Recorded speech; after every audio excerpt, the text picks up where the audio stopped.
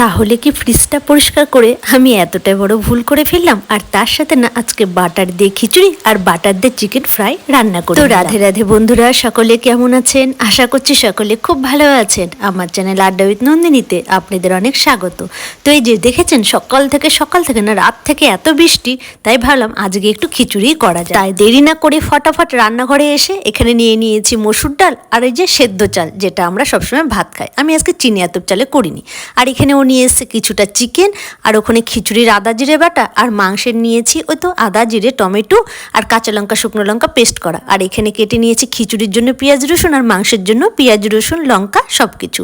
আর একটু ঝুটি ঝুটি করে আলু ভাজা কেটে নিয়েছি। আর একটা কিন্তু গোটা রসুনও নেই। গোটা রসুনটা কিন্তু আমার জন্যই, অনেকদিন খাইনি তো। চলুন এবার না জলটা বেশ গরম হয়ে গেছে, চাল আর ডালটা ধুয়ে নিয়ে ছেড়ে দিই। তারপরে ওইদিকে আবার আলুগুলোকে মানে মাংসের আলুগুলো ভাজতে বসিয়ে দেবো।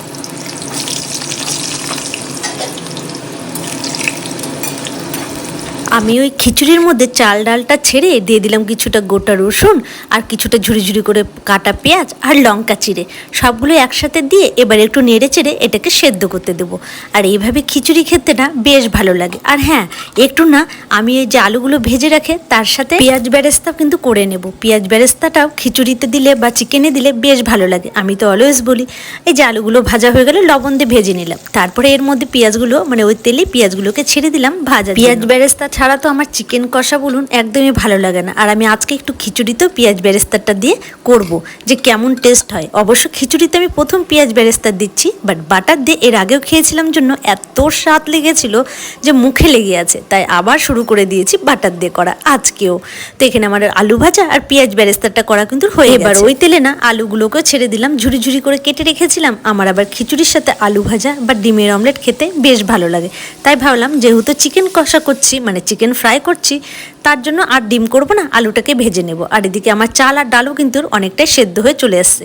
দিয়ে দিলাম আমি এবার আদা জিরে বাটা, আর তারপরে লবণ, আর একটু দিয়ে দেবো এবার হলুদ দিয়ে সুন্দর করে ওটাকে হালকা হালকা করে ফুটিয়ে নেব, যে হলুদটাও যেন গন্ধ না করে। এই বর্ষার সিজনে কি করব ভাবছিলাম, তবে খিচুড়ির থেকে বেস্ট কিন্তু আইডিয়া বা বেস্ট খাবার আমার মনে হলো না আর কিছু হবে, তাই তো সকাল সকাল খিচুড়িটাকে বসিয়ে দিলাম। চলুন, আমার আলু ভাজা কিন্তু কমপ্লিট। ওইদিকে আমার খিচুড়িটা ফুটে গেছে, আর এদিকে তেল দিয়ে ওর উপর দিয়ে দিলাম তেজপাতা, শুকনো লঙ্কা আর একটু জিরে ফোড়ন দিয়ে কিছুটা আমি পেঁয়াজ আর রসুন কিন্তু দিয়ে দিলাম। সুন্দর করে এবার লাল লাল করে ভেজে নেব।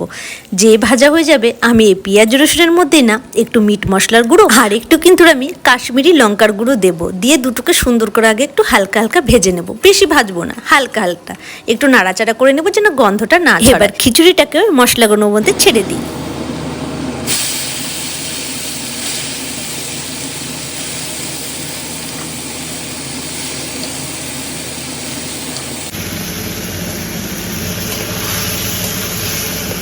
আমার আবার না ওই গরম হাঁড়িটা ধরে খিচুড়িটা ঢালতে বেশ ভয় লাগছিল, আর কড়াইটাও ছোট ছিল, ওই জন্য ওইভাবে সম্বারাটা দিয়ে আমি আবার হাঁড়িটার মধ্যে সম্পূর্ণটা ঢেলে নেড়ে চেড়ে নিচ্ছিলাম। আর এদিকে একটু গরম জল বসিয়ে দিয়েছিলাম, মনে হচ্ছিল জলটা কম কম।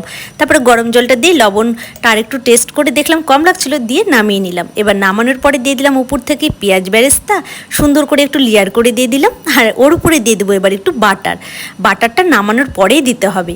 দিয়ে না এবার এটাকে আমি কিছুক্ষণের জন্য ঢেকে রাখবো। এইভাবে এটা ঢাকা থাকুক, ততক্ষণ আমি চিকেনটা করে নিই, মানে চিকেন ফ্রাই। তো এবার কিন্তু কড়াই বসিয়ে কড়াই তেল দিয়ে দিলাম, দিয়ে এবার তেজপাতা জিরে ফোড়ন দিলাম।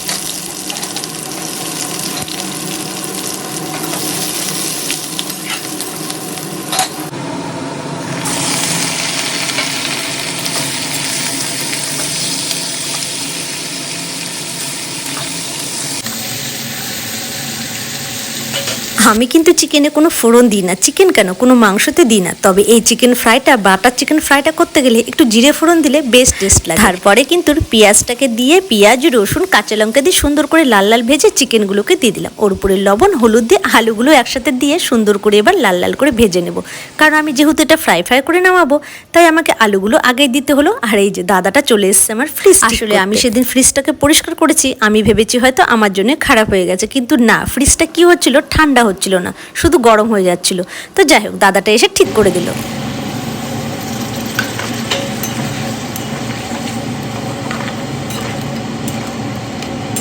আমি তো প্রথমে ভয় পেয়ে গেছিলাম বাপু যে আমার জন্য কিছু হলো নাকি ফ্রিজটা, তো না, দাদা এসে বললো কি একটা প্রবলেম হয়েছে, ওটা ঠিক হয়ে গেছে, আর কোনো টেনশনের ব্যাপার না।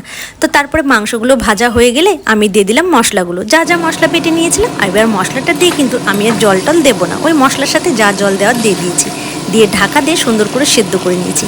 এবার এই চিকেনটাকে আমি সুন্দর করে ফ্রাই করব, মানে কষাবো দারুণ ভালোভাবে। এবার কিন্তু আমার একদম কষানো হয়ে গেছে, দেখুন একদম শুকনো শুকনো ফ্রাই করে দিয়েছি কষাতে কষাতে। তার উপরে আমি দিয়ে দিলাম পেঁয়াজ বেরেস্তা, আর উপরে দিয়ে দিলাম বাটারটা দিয়ে এবার না এটাও কিছুক্ষণের জন্য আমি ঢেকে রাখবো। এই বাটার আর পেঁয়াজ বেরেস্তা দিয়ে কিন্তু চিকেনটা ঢেকে রাখলে বেশ টেস্টি লাগে। তারপরে আমি দিয়ে দিলাম একটু গরম মশলা। চলুন বাপু এবার গরম গরম চাটটা খেয়ে নিই, কারণ রান্না করতে করতে আমার বেশ খিদে পেয়ে গেছিলো। আর সত্যি বলতে ভয়েস দিতে দিতেও কিন্তু এখন আমার বেশ লোভ লেগে যাচ্ছে জানেন, কারণ এইভাবে একবার খিচুড়িটা খেয়ে দেখবেন বাটার দিয়ে, এত স্বাদ লাগে কি আর বলবো। যারা একবার খাবেন তারা কিন্তু বারবার খাবেন এইভাবে বাটার, যেমন খিচুড়িটাও বারবার করে খাবেন তেমন কিন্তু চিকেনটাও বারবার করে খাবেন এইভাবে বাটার দিয়ে, মানে এতটাই স্বাদ হয় যেন মুখে লেগে। আমার বাড়ির সবাই খেয়ে তো আমাকে বলছে তোমাকে রান্নার জন্য নোবেল দেওয়া উচিত। বাবা রান্নার জন্য আমাকে নাকি নোবেল দেবে, বলে তুমি তো একদম মাস্টার শেফ, এত সুন্দর রান্নাগুলো করো যেন মুখে লেগে থাকে, বারবার খেতে। দুই মামা ভাগনা খেতে খেতে এগুলোই বলছে জানেন। তাহলে বন্ধুরা নেক্সট ভিডিওতে দেখা হবে। রাধে রাধে।